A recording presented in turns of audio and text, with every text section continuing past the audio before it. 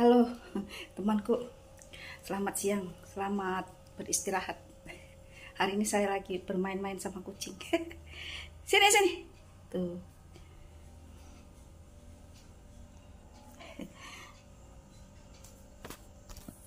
Kucingku sayang. Sini, sini. Sini, ayam. Ayam. Nih.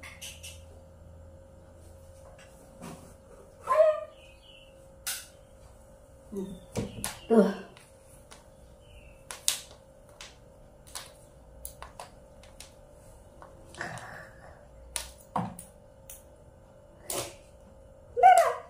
Kabur dia. Penakut. Aku punya kucing penakut dianya. Suara orang jualan tahu bulat aja dia kabur. Itu saya ajak main dia sama ikat pinggang. Dia ingatkan apa gitu. Seneng aku sama kucing. Inilah rumahku. Kita cerita aja ya teman-temanku. Yang masalah ipar adalah maut itu ya. Aku banyak bukan ada pengalaman sih, ada cerita gitu, tapi nyata ini. Itu saya kan bilang temen, ya dibilang teman aja ya, tapi nggak usah disebutin namanya.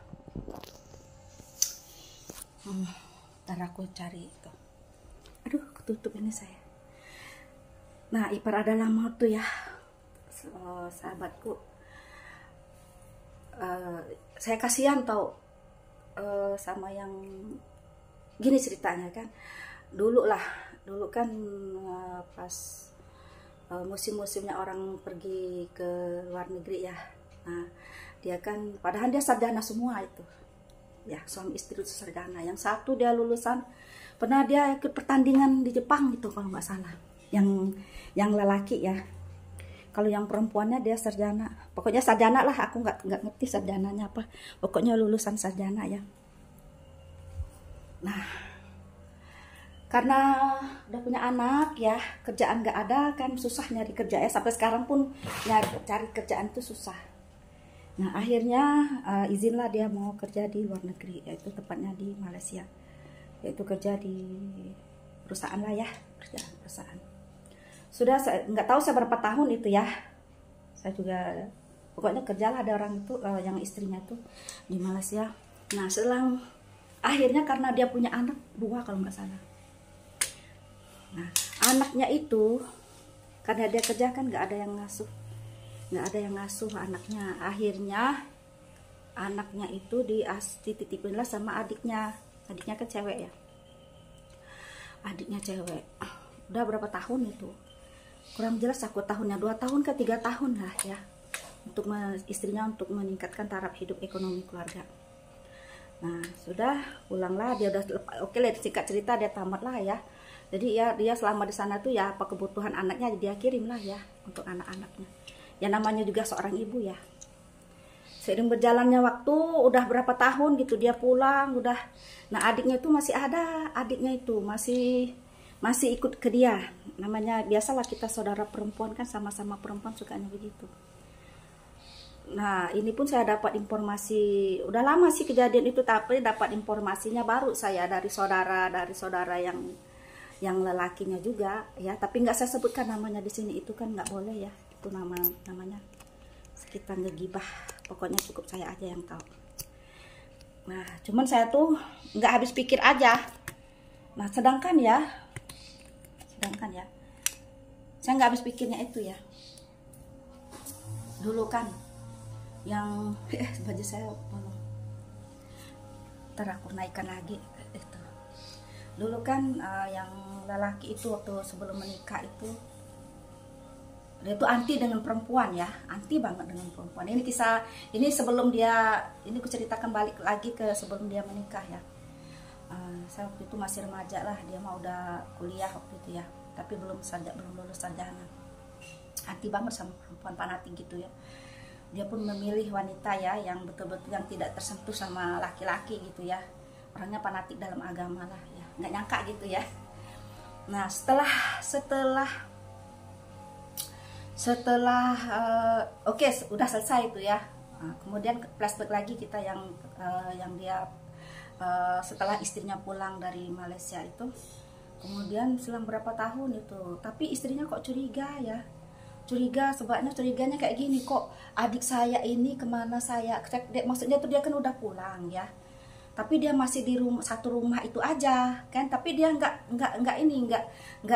dia positif thinking aja karena saudara, pikir hatinya ya.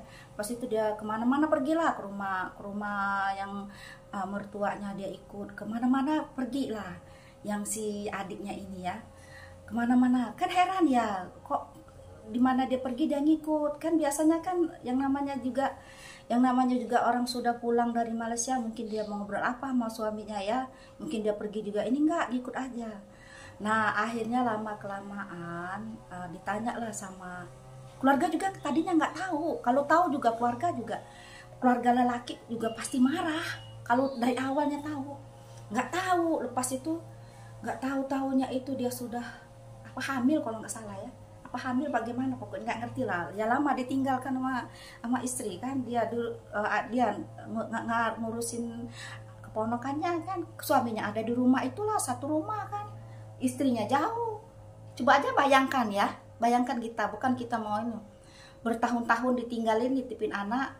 Sudah tuh yang tadi tuh perawan kan, sudah tuh yang namanya ya, tanyalah lelaki bagaimana biasanya dengan istri kan, tidur bangun ada istri, tiba-tiba ini istri jauh. Nah nggak taunya sudah berapa tahun, udah berapa puluh tahun, ada bukan puluhan tahun sih, saya dapat beritanya baru ya, dapat beritanya itu baru mungkin 2-3 tahun lah. Tapi kejadiannya itu setelah dia pulang dari Malaysia, istrinya itu pulang dari Malaysia udah berapa tahun gitu ya, nggak nyampe 10 tahun sih, saya aja baru 3 tahun itunya. Mungkin setelah kejadian itu sekitar 2-3 tahun setelah itu, dia istrinya nanya, katanya ternyata dia itu apa, sudah menikah, tau nggak? Yang jadi suaminya itu menikahin adik iparnya, jadi dia tuh jadi di madu jadinya ya.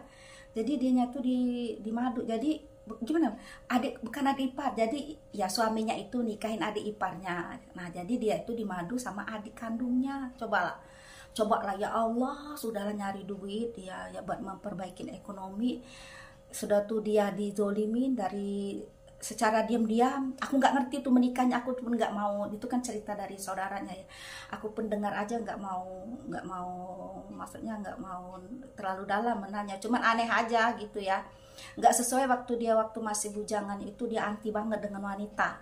Nah itu, sedangkan fanatik banget orangnya, dalam segi agama juga fanatik banget, segi agama.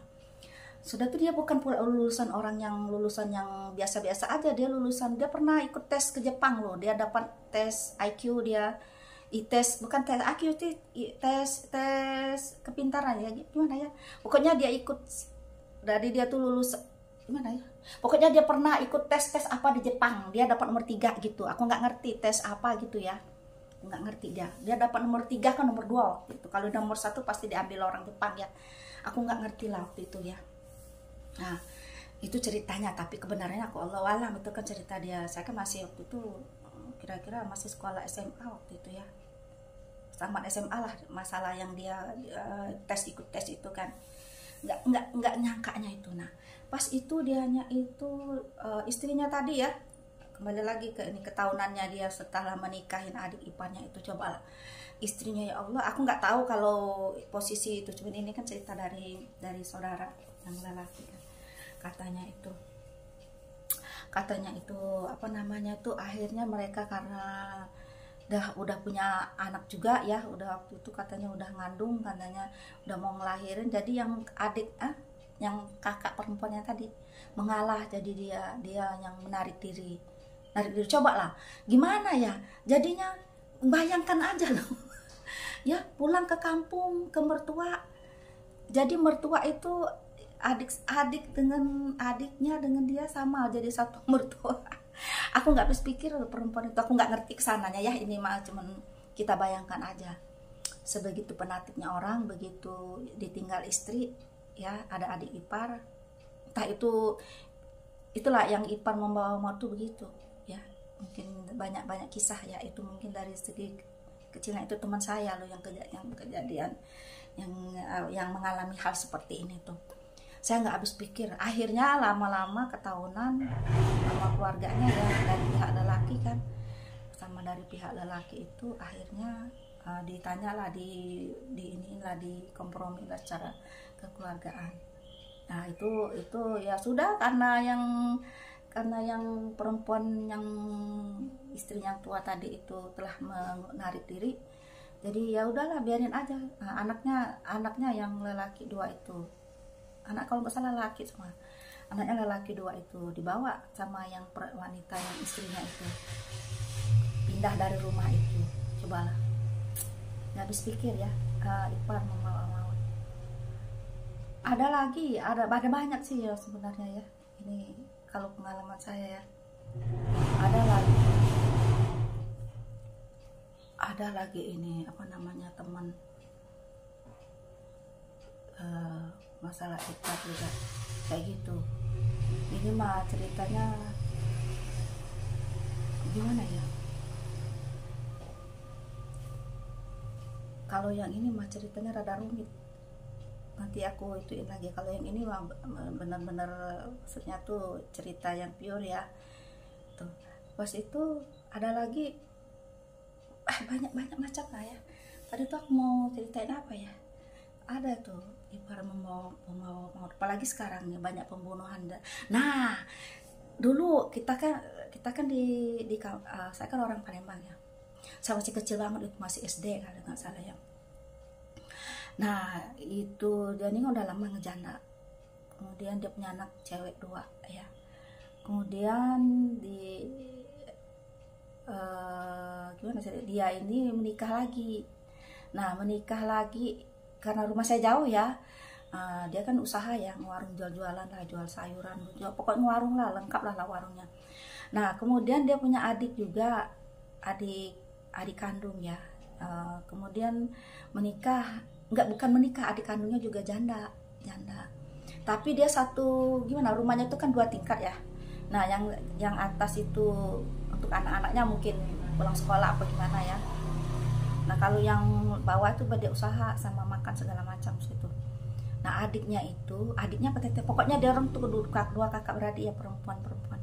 Nah tinggal pokoknya satu atap lah ya. Aku nggak ngerti itu karena jauh ya tempat aku dengan tempat dia.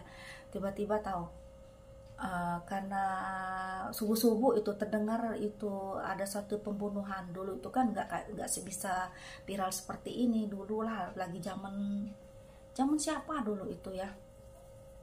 Nah nggak seviral zaman Soeharto kalau nggak salah, nggak seviral sekarang ini. Sekarang kan dunia medsos kan apa kejadian kan cepat. Nah, itu aku nggak ngerti karena aku masih kecil juga ya, cuman aku tahu ceritanya itu ubar-ubaran tau, kejar-kejaran pagi-pagi habis subuh gitu, kejar-kejaran. Akhirnya yang suami yang tetehnya ini ngebunuh yang adiknya itu sampai dia matinya terperosok dalam got. Coba lah, ditikam dari belakang adiknya itu. Aku nggak ngerti setelahnya tuh apa, dia udah kabur. Dengar yang lelaki itu kabur entah kemana ya. Dulu lah sih nggak dulu itu kan maksudnya dulu itu kan nggak, teknologi juga belum ini, macam pengaduan juga kan belum secanggih sekarang kan. Sekarang kan ada ini apa namanya itu, kaum perempuan apa namanya itu, P2TP